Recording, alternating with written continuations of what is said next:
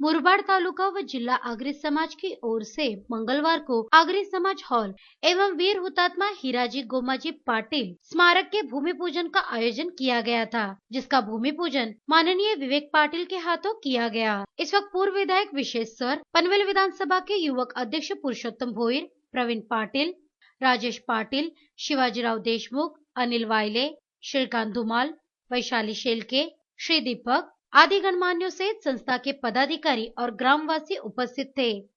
इस वक्त माननीय विवेक पाटिल ने हुतात्माओं के बलिदान से युवक वर्ग ने प्रेरणा लेनी चाहिए, ऐसा कहा। हिराजी गोमाजी पाटील यांचं स्मारक आणि आगरी समाज हॉल याचं भूमिपूजन झालेलं आहे असं मी जाहीर करतो। आणि हे जाहीर करत असतानाच ही कमिटीवर जी सगळी नावं लिहिलेली आहेत, ही कमिटी आणि त्यांना सर्व सहकार्य करणारे त्यांचे सर्व सहकारी यांचं या ठिकाणी मनपूर्वक अभिनंदन करतो। विशेष आपण आपल्या भाषणामध्ये सांगितलं, पण खऱ्या अर्थानं आता हुतात्म्यांची आठवण किती लोकांना राहिली हा खरा महत्त्वाचा प्रश्न आहे।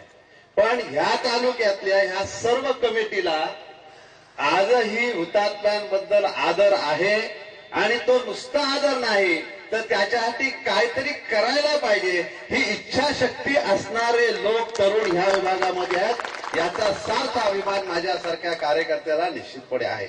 आणि म्हणून या साऱ्या मंडळींनी जे कार्य हाती घेतलेलं आहे ते कार्य पूर्ण होण्याच्या दृष्टिकोनातनं आता आमची जबाबदारी पडते की तुम्हाला सर्व प्रकारचं सहकार्य केलं पाहिजे। एक सांगतो तुम्हाला, करायचं असेल, तरुण आहात, उत्साही आहात, तुम्ही काहीतरी चांगलं करण्याची उर्मी तुमच्या मनामध्ये आहे, प्लॅन हा मोठाच घेतला पाहिजे। 20,000 स्क्वेअर फुटाचा प्लॅन घेतला, तुम्ही खरोखर मोठा प्लॅन आहे।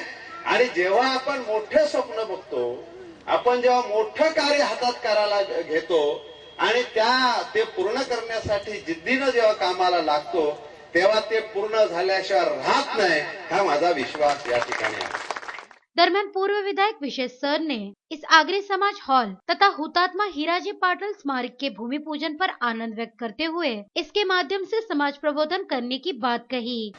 मी जेव्हा सामाजिक कार्यामध्ये काम करायला सुरुवात केली तेव्हा पहिल्यांदा आम्ही वीर हुतात्माबाई कोतवाल यांच्या स्मरणार्थ मशाला एक हायस्कूल सुरू केलं आणि तेव्हापासून मोठ्या प्रमाणावर या क्रांतिकारकांना वंदन करण्याकरता समाज आणि विद्यार्थी हे मोठ्या प्रमाणावर त्या स्मारकाच्या ठिकाणी जाऊ लागले। बऱ्याच वेळा असं होतं की इतिहास सगळ्याच गुणी आणि त्यागी माणसांची नोंद इतिहासाच्या पानावर करतच असं नाही।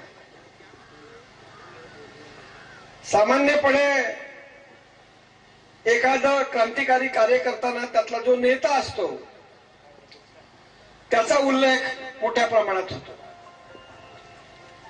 पण दुर्दैवानं या क्रांतिकारक आझाद दस्त्याच्या प्रमुखाच्या नावाचा इतिहासातला उल्लेख हा फक्त 5 ओळींचा आहे। आणि मग गोमाजी पाटील, हिराजी पाटील यांचा नामोल्लेख जवळजवळ पुस्तकांमध्ये नाही।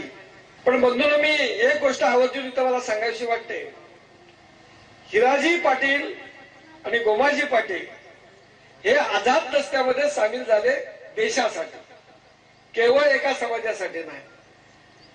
समाजाची संघटना होती आणि मग हे 2 वीर गेले आणि क्रांती करायला लागले।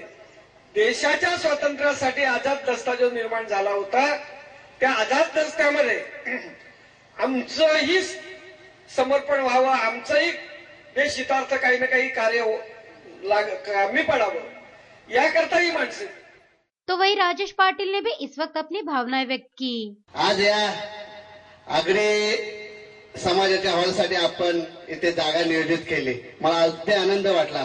मी काही दिवसापासून या मुरबाड शहरामध्ये फिरतोय, मुरबाड भागामध्ये परिसरात ग्रामीण भागामध्ये फिरतोय। मला खूप दिवसापासून ही संकल्पना माझ्या मनात स्वतःची होती की आपल्या सर्व समाजाचे हॉल इथे आहेत आणि फक्त आपल्या आगरी समाजाचाच हॉल नाही, हे मलाही मनात कुठेतरी खंतत होतं। प्रत्येक गावोगावी जाऊन आगरी समाज हा आपला झालाच पाहिजे आणि यासाठी आपण सर्वांनी प्रत्येक गावातील मंडळीने आणि युवकांनी यासाठी साथ द्यायची आहे आणि अगदी मनासारखा तुमचा हॉल झाला पाहिजे. हा हॉल आपल्या आगरी बांधवांसाठी